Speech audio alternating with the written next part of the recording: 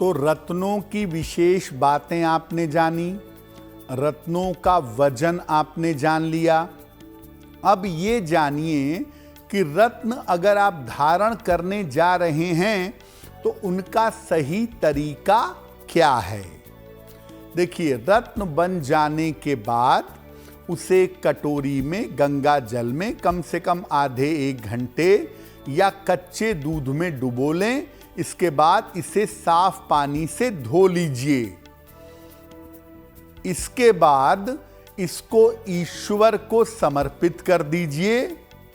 समर्पित करने के बाद भगवान का नाम ले करके इसे उपयुक्त अंगुली में धारण कर लीजिए। रत्न को धारण करते समय हम हमेशा दिन और समय का ध्यान रखते हैं, लेकिन अगर आप रत्नों को शुभ मुहूर्त में बनवाएं तो और भी ज़्यादा अच्छा होगा।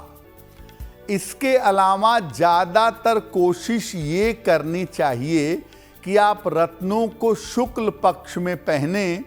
हालांकि पहले भी आपको बताया कि बाकी रत्न तो आप किसी भी पक्ष में पहन लीजिए, लेकिन मोती को विशेष रूप से शुक्ल पक्ष में ही पहनना चाहिए। मोती को कृष्ण पक्ष में न पहने। तो अलग अलग रत्नों को अलग अलग दिन धारण किया जाता है और धारण करने का सही समय होता है।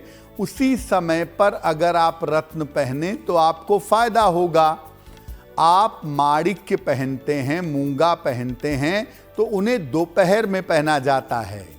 आप नीलम पहनते हैं तो उसको रात में पहना जाता है। यानी अलग अलग रत्नों के पहनने का अलग अलग समय है और इस पर ध्यान जरूर देना चाहिए। देखिए, रत्नों की एक ऊर्जा होती है जो शरीर की ऊर्जा को संतुलित करती है। जब आप पहनते हैं तो आपके शरीर की ऊर्जा के साथ बैलेंस हो जाती है। कुछ समय के बाद उस रत्न की ऊर्जा शरीर के साथ पूरी तरह से मैच कर जाती है, कंपैटिबल हो जाती है।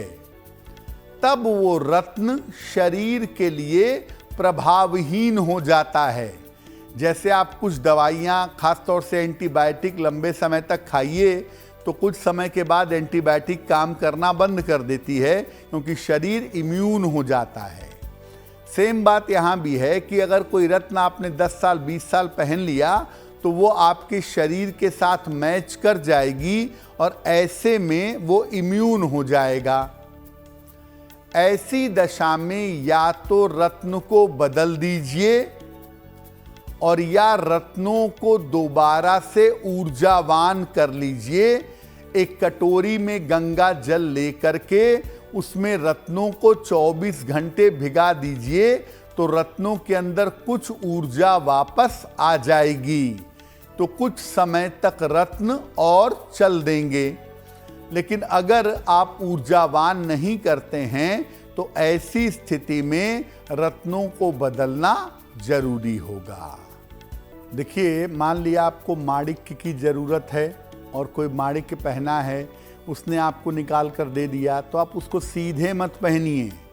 पहले उस माणिक्य को 24 घंटे तक गंगा जल में या कच्चे दूध में या तांबे के लोटे में पानी भर करके उसको 24 घंटा भिगाए रखिए। उसके बाद आप दूसरे के द्वारा पहना गया रत्न पहन सकते हैं, बढ़िया काम करेगा। लेकिन मान लिया किसी व्यक्ति की मृत्यु हो गई और मृत्यु के समय उसके हाथ में पुखराज था या कोई रत्न था, तो मृत्यु के समय जो रत्न हाथ में होता है उसको कतई नहीं पहनना चाहिए। ये आपके स्वास्थ्य पर और आपके जीवन पर संकट ला सकता है, क्योंकि ऐसी स्थिति में रत्न के अंदर सारी निगेटिव चीज़ें इकट्ठा हो जाती हैं मृत्यु के समय में। तो ऐसे में आप रत्न मत लीजिए अगर किसी व्यक्ति के देहांत के समय रत्न उसके हाथ में है। अगर आप मुझसे जुड़ करके अपनी समस्याओं का समाधान चाहते हैं और चाहते हैं कि आपकी समस्याओं को ज्योतिष के माध्यम से सुलझाया जाए, तो आप हमसे संपर्क कर सकते हैं, जुड़ सकते हैं एस्ट्रो तक पर।